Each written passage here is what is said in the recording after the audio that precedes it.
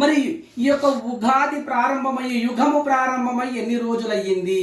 మరి యుగము ప్రారంభమై ఎన్ని రోజులయ్యిందంటే చిన్న వివరణ తీసుకుంటే మనకు అర్థమవుతుంది. మనకు కృత, త్రేత, ద్వాపర, కలియుగాలు 4 యుగాలు అనుకున్నాము కదా. మరి దాని యొక్క ఆయుష్ పరిమాణం తెలుసుకున్నట్టయితే కృతాయుగము 4,32,000 సంవత్సరములు, అలాగే ద్వాపర యుగము 8,64,000 సంవత్సరములు, అలాగే త్రేతాయుగము 12,96,000 సంవత్సరములు, అలాగే కృతాయుగము వచ్చేసరికి 12,28,000 సంవత్సరములు.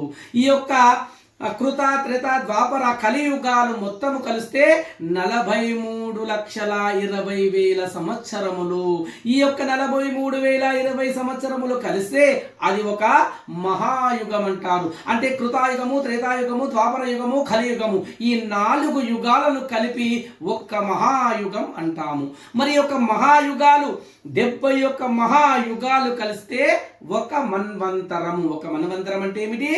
71 మహాయుగాలు. మహాయుగం అంటే ఆ యొక్క కృత, త్రేత, ద్వాపర యుగాలు మొత్తం కలిస్తే ఒక మహాయుగం. అలాంటి మహాయుగాలు 71 కలిస్తే ఒక మన్వంతరము.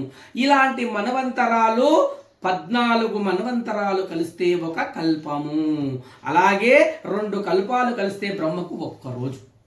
ఆ విధంగా మరి ఇప్పటి వరకు ఎన్ని కల్పాలైనవి, ఏ కల్పంలో ఉన్నామో చూసుకున్నట్టయితే ఇప్పటి వరకు 3 కల్పాలు పూర్తి అయినవి. మనకు ఇప్పుడు కల్పం అంటే ఏమనుకున్నాము? 14 మన్వంతరాలు. మరి మన్వంతరం అంటే ఏమనుకున్నాము? 71 మహాయుగాలు. మహాయుగం అంటే ఏమిటి? కృత, త్రేత, ద్వాపర, కలియుగాలు మొత్తం కలిస్తే ఒక్క మహాయుగము. అలాంటి మహాయుగాలు 71 కలిస్తే ఒక మన్వంతరము. ఆ యొక్క మన్వంతరాలు 14 మన్వంతరాలు కలిస్తే ఒక కల్పము.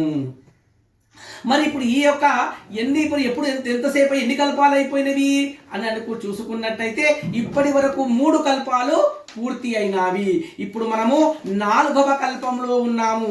4వ కల్పమైనటువంటి శ్వేత వరాహ కల్పంలో ఉన్నాము. మరి శ్వేత వరాహ కల్పం అంటే ఒక కల్పానికి 7 మన్వంతరాలు అనుకున్నాము. మరి ఇప్పుడు ఏ మన్వంతరంలో ఉన్నాము? ఇప్పటికి 6 మన్వంతరాలు పూర్తయ్యాయి. 7వ మన్వంతరమైనటువంటి వైవస్వత మన్వంతరంలో ఉన్నాము. వైవస్వత మన్వంతరములో కలియుగములో ఉన్నాము. మరి ఆ కలియుగములో మొదటి పాదములో ఉన్నాము. మొదటి పాదములో 5,127వ సంవత్సరమైనటువంటి 60 సంవత్సరాలలో 40వ సంవత్సరమైనటువంటి పరాభావనామ సంవత్సరములో ఉన్నాము.